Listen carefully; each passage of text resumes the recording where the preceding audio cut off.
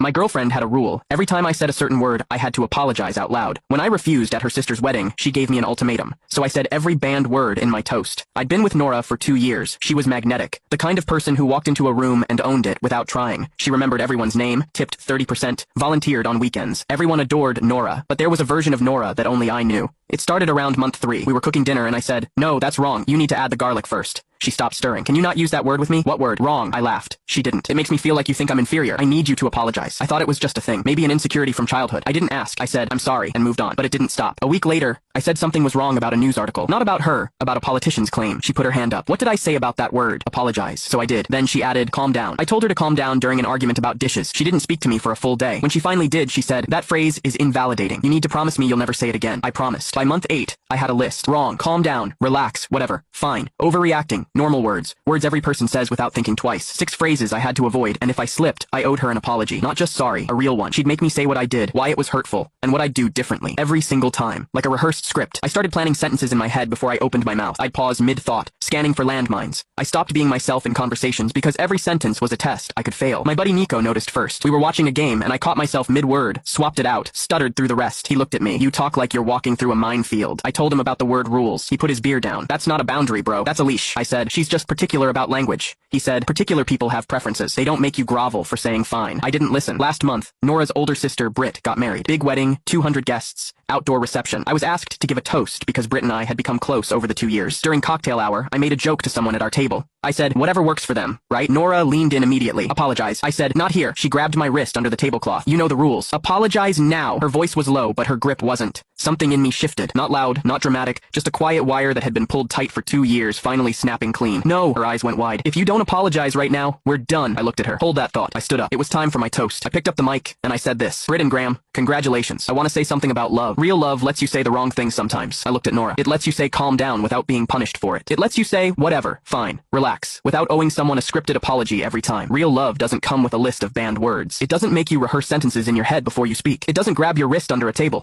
Real love makes you bigger. It doesn't train you to be smaller. So Britt, Graham, talk to each other. Say the wrong thing. Say every word in the dictionary, and never apologize for being human." I raised my glass. The room clapped. 200 people stood up. Nora didn't. She pushed back her chair and walked out before the applause ended. After the toast, Britt pulled me aside. Her eyes were wet. "That wasn't just about us, was it?" I didn't answer. She said, "She did the same thing to her last boyfriend. He wasn't allowed to say no to her. Different words. Same cage. Their mom was sitting 2 tables away. She never looked at Nora's empty chair. Nobody followed Nora out. I stayed for the rest of the wedding. Danced with Britt's friends. Ate 2 plates of cake. Nora had texted me 14 times by midnight. "You humiliated me at my own sister's wedding. You owe me the biggest apology of your life. I'll never forgive you for this. You need to apologize or I'll never speak to you again." I typed one word back. "Whatever." Then I blocked her number.